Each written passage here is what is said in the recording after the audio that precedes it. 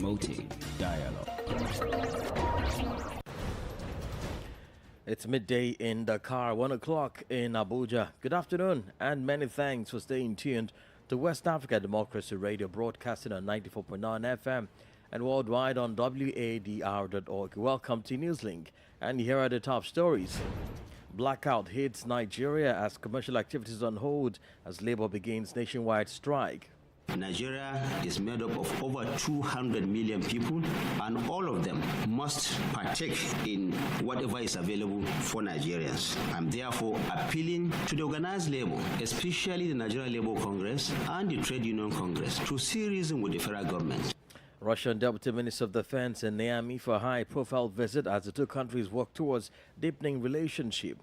ECOWAS establishes and launches the first lighting testing laboratory in the Gambia.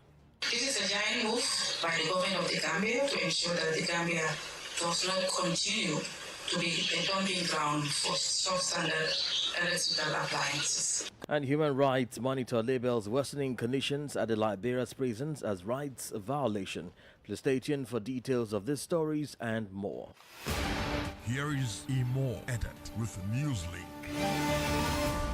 Many thanks for joining us, and a warm welcome to our listeners in the Gambia, Ghana, Liberia, and Sierra Leone. Well, we start with the update in Nigeria, as the country has been thrown into a fresh round of blackouts over the shutdown of the national grid and commercial activities on hold as aggrieved members of the labor unions begin a nationwide strike. Recall, after a 4-hour meeting with the leadership of the National Assembly on Sunday evening in Abuja, the leadership of the organized labor said there was no going back on a nationwide industrial action.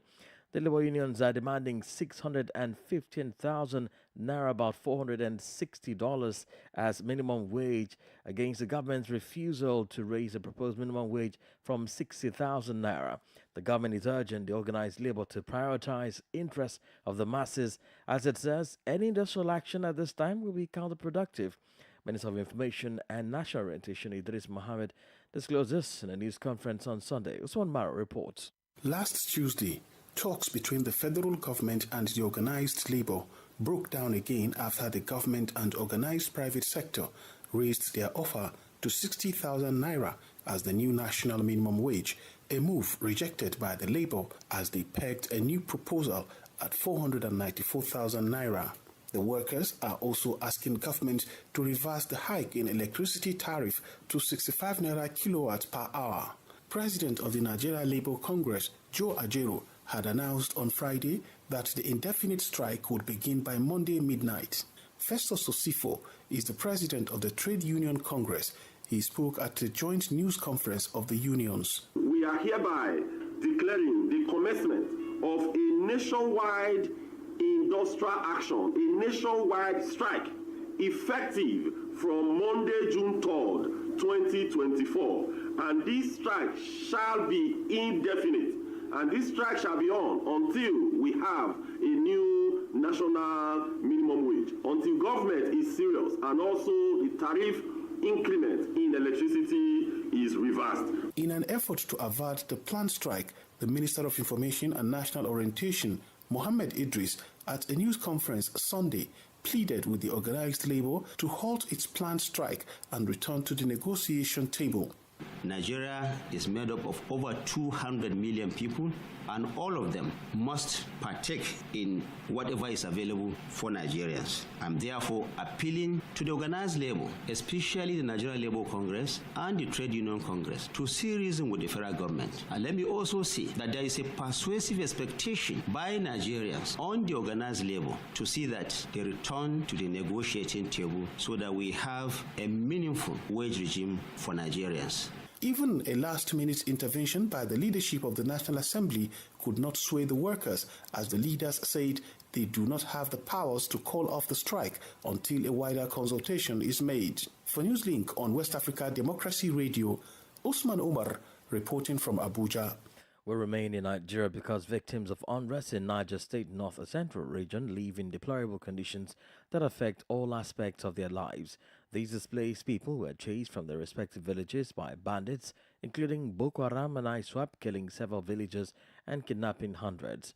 Well, as you will hear in this report by Augustine Coley, those who survived the attacks are seeking refuge in another village but are experiencing a lack of food, medical care, among other basic needs. Before you know it, almost 300 motorcycles, three people each on a motorcycle with their weapons, rifles, they entered Kuchi. They came Friday, they came Sunday. Why surviving at the mercy of God? Some beg on the streets for a daily meal. More than 20,000 displaced people, including men, women, and children, fled their homes as a result of insecurity threats in parts of Niger State, north-central Nigeria. These are victims of bandit attacks from the villages of Alawa, Chukuba, and Kuchi within Shiroro and Muyan local government areas. A number of them were captured and killed, while others died trying to escape from the attackers. Hawa Besala is the mother of 3 kids. Her husband was one of those murdered by the bandits, leaving the children without a father. My husband was the allowed consular. He was killed 5 weeks of his wedding on his road going to Ala from Kuta.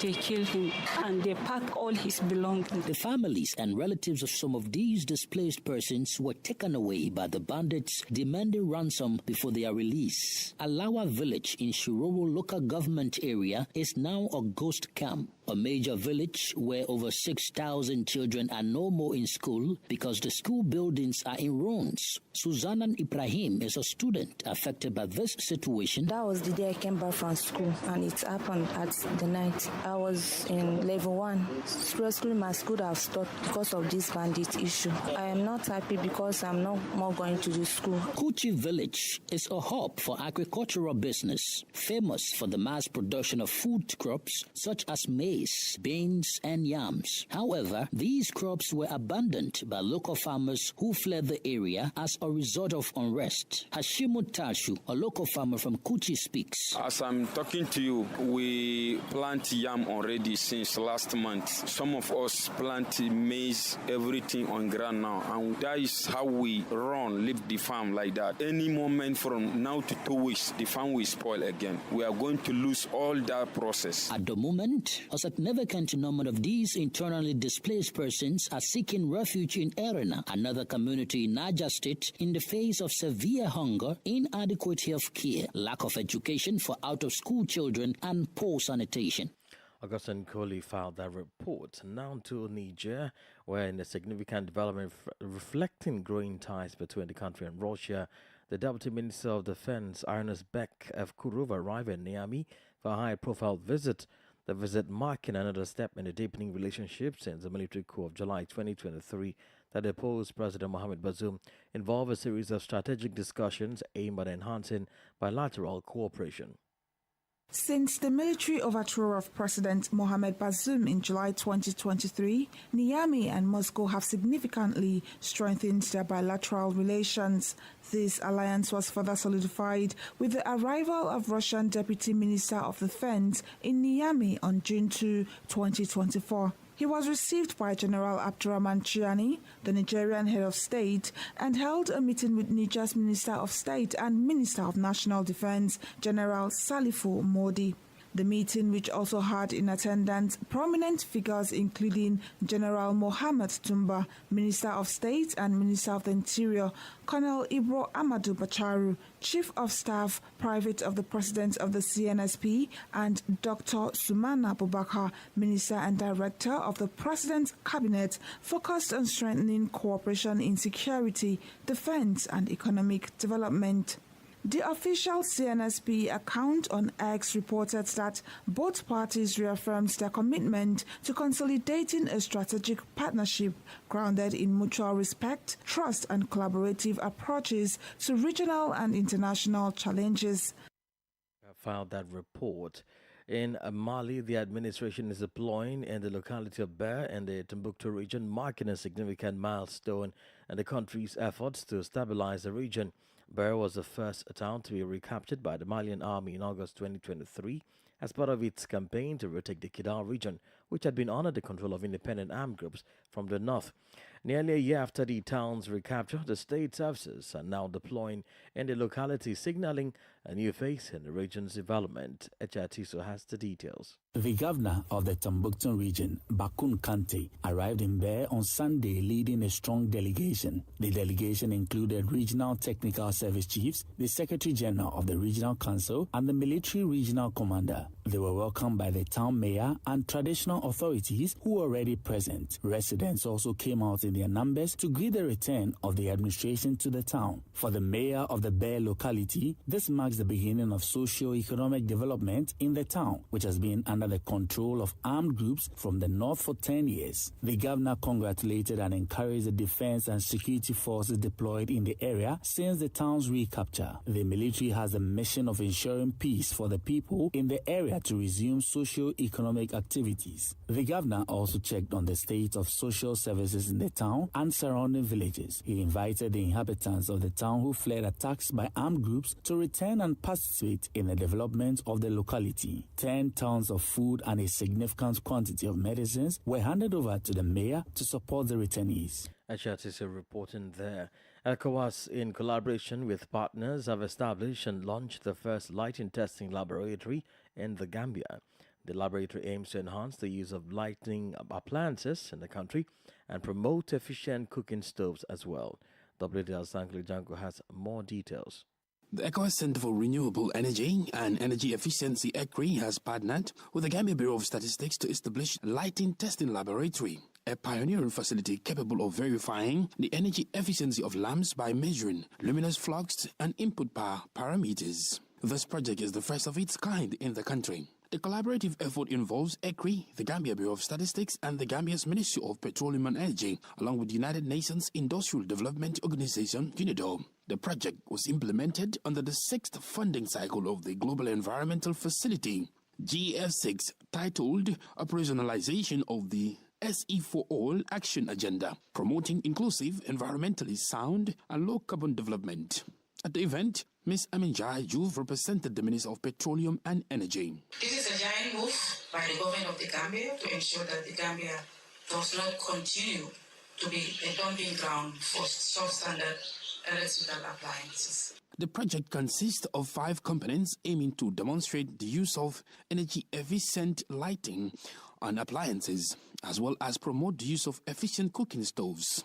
Miata Lily French, the permanent representative of the ECOWAS Commission in the Gambia, noted the ECRI has successfully implemented components 4 and 5, focusing on quality assurance, enhancing capacity for market players and enablers, and monitoring and evaluation. ECRI has successfully implemented components 4 and 5, quality assurance and enhancing capacities for market players and enablers, and monitoring and evaluation through the following: a study tour to Ghana with the main energy actors of the Gambia to learn and share successful energy efficiency experiences with relevant actors in Ghana.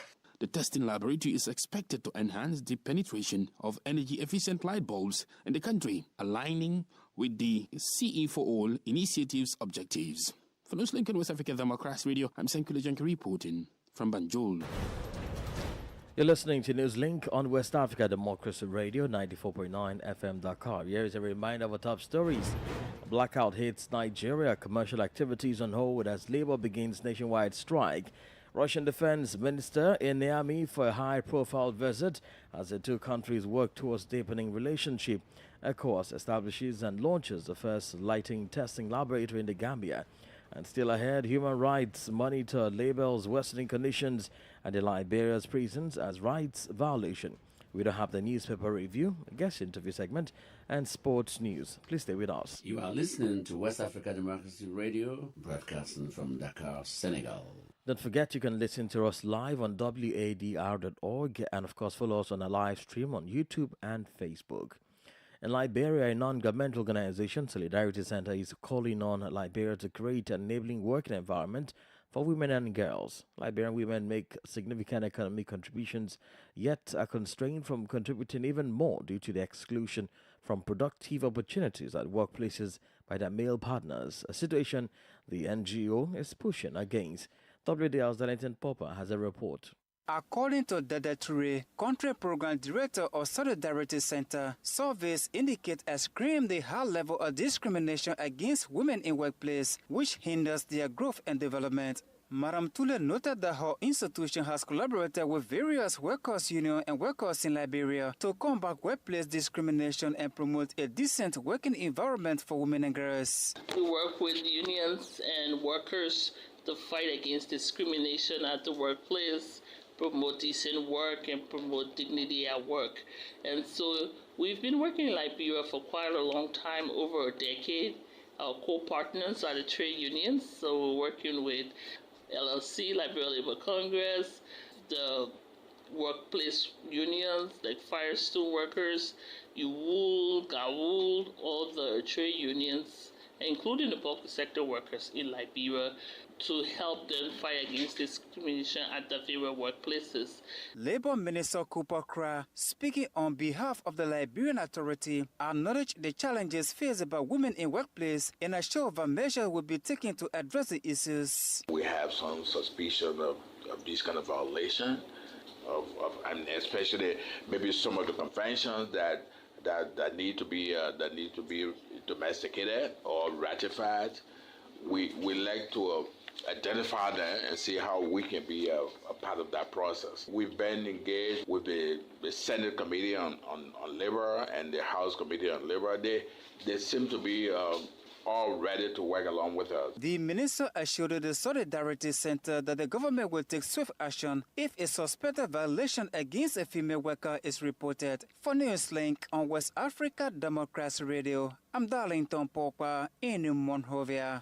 Still in Liberia, the United Methodist Human Rights Monitor has described the deteriorating conditions at the various prison facilities across the country as a violation of human rights. The Monitor's program director, Jefferson Knight, noted that most of the prison facilities across the country are overcrowded, noting that inmates are fed once a day with poorly prepared food and most of them are very unhealthy.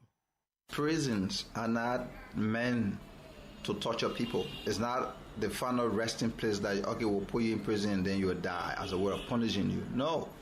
Prison facilities should be conducive, up to date, that you can go and relax yourself. But our prison facilities across the country, especially if you look at South Beach, the Mariva Central Prison, you look at other prisons around the country, the Buchanan Prison, you go to Basso Banga, those facilities are very deplorable. Very deplorable. You do not have adequate food in terms of feeding the inmates at those facilities. And it's a human rights situation. It's an abuse. It's a violation of the fundamental rights of the inmates, the prisoners in those facilities. And I think the Ministry of Justice, the government, needs to act in ensuring that the issue of overcrowdedness is taken care of. The issue of health care to those guys, the prisoners, and the issue of vocational education is provided to them. You cannot be in prison for 5 years, sentenced for 5 years, and you come from there and nothing. And worse of it, the facility is deplorable. You do not have a proper meal, and the sleeping condition, and the place is overcrowded. Sanitation is poor. It's worsening by the day. So the best bet of this administration is to ensure that, hey, it is about time that we need to revisit the entire prison law in terms of the different facilities, in terms of the services provided. Program Director for United Methodist Human Rights Monitor, Jefferson Knight. This is the Newspaper Review. Stay abreast and find out what the top stories are in your country. This is the Newspaper Review. The Newspaper Review. Let's join us Wanda Mara in Abuja for the Newspaper Review. Hello and welcome to the press review segment today with me, Usman Omar from Nigeria's capital, Abuja. Today, Monday, being the third day of the month of June 2024, we have quite a number of national dailies on our table, but it suffices to say that all the front pages of the national dailies are dotted with stories about the nationwide strike declared by the Nigeria Labour Congress and Trade Union Congress over government's inability to meet their demands regarding a new national minimum wage. Let's start with the Daily Times newspaper, and the Daily Times is leading with this story: minimum wage nationwide strike commences today. This is according to the Nigeria Labour Congress. Would rider as National Assembly leadership fails to apprehend proposed action. Another rider, federal government declares organized labor nationwide industrial action illegal, unconstitutional. The last rider for the story advises them to return to negotiating table. Now, other newspapers are following with details of the organizations that will be affected. And for example, Vanguard has it today that few schools, banks, others to be shut as strike begins today because, for example, part of the members of the Nigeria Labour Congress that are taking part of this strike include the Nigerian Electricity Workers Union, the Petroleum and Gas Union, and even Nigerian Union of Teachers and Nigerian Medical Association.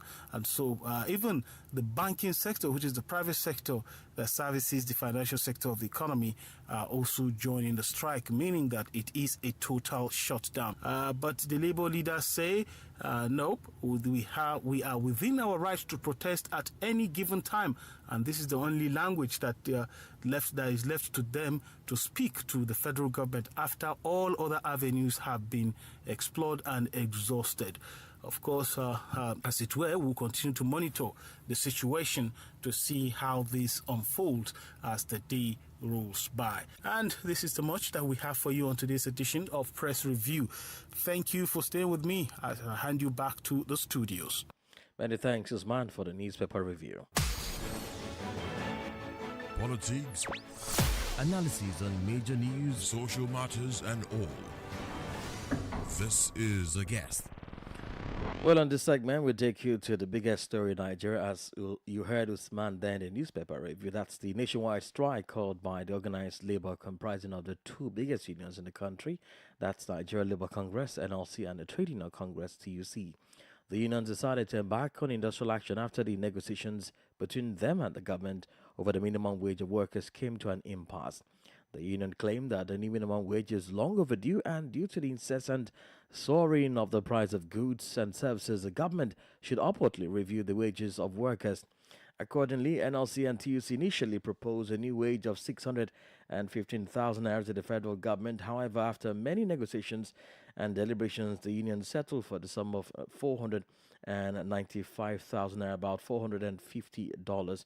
On its part, the government insists on paying the sum of 60,000 naira, adding that the proposed amount from the labor union is unsustainable. Well, I guess it's Chris, the Deputy General Secretary for NLC. Well, we made an offer, and they have not made an offer which we believe that's commensurate. It's what we consider to be that's a minimum wage in the country. What were some of the yardsticks that Labour used in reaching this figures? Well, we're just looking at simple things like feeding in the country. And as a family of 6, and we discovered that the 60,000 naira they're proposing amounts to nothing. Because even the simple feeding of a family, that amount will not be able to be enough. For example, at about 500 naira a day, let us assume that's a day for feeding for 30 days. You are talking about you talk about maybe 60,000 naira. Okay, so as you are going to times 15, you're going to times 15,000, by 4, even 4. Say a family of 4, you're having that's about 60,000 naira a month. So just feeding for 500 naira alone a day, it covers the 60,000 which they are calling for. So transportation, average transportation now in this country, given the so-called removal of subsidy, which has increased fuel prices by over 300%. An average worker in an urban center, for example, requires about 2,000 or 3,000 to get to work and back. You times that by that's about 5 days, times 4. That's under 60,000 for transportation alone. So between feeding and transportation alone, you're talking about 120,000. So, we're not talking about shelter yet. We're not talking about medicals. We're not talking about other things that the worker needs money for. The proposal by government is not adequate, and we believe that they should make a better offer. what they're doing now is. Well, sir, is there any likelihood that the strike will be called off anytime soon? Well, we are looking forward to negotiating with them. Yesterday, when the Senate president intervened, he pleaded that we should continue with the negotiation, which we have told government that we are ready to negotiate. We are not ready for negotiation, but we're not going to call off the strike, until we have, in a sense, or seriousness by government, on closing up the gap between our offer and their own offer. Chris Elliott is the NLC Deputy General Secretary, Industrial Relations. And Sankli Janku is on standby for sports news. Hello there, a warm welcome and thank you for joining us. Petro de Luanda becomes first sub-Saharan African team to win Basketball Africa Bowl. The Angolan side defeated Libya's Al Ahly 174-94 in the final to win the 2024 Basketball Africa League Bowl Championship at the BK Arena in Kigali, Rwanda on Sunday. The newly crowned champions bettered their 2022 bowl campaign after finishing as runners-up. Petro de Luanda is the first sub-Saharan African team to win the ball finals after previous champions from Egypt and Tunisia, according to media reports.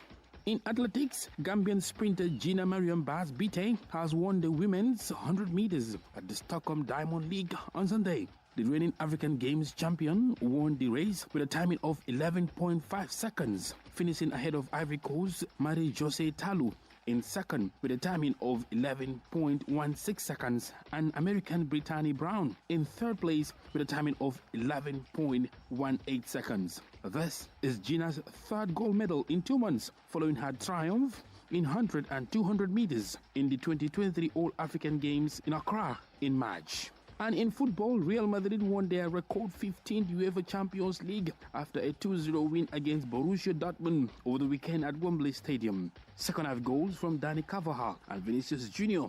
were enough to help the serial winners to add another UCL title to their collection. And that's it for sports. It's back to you. And we've come to the end of this edition of Newslink from West Africa Democracy Radio, broadcasting from Dakar, Senegal.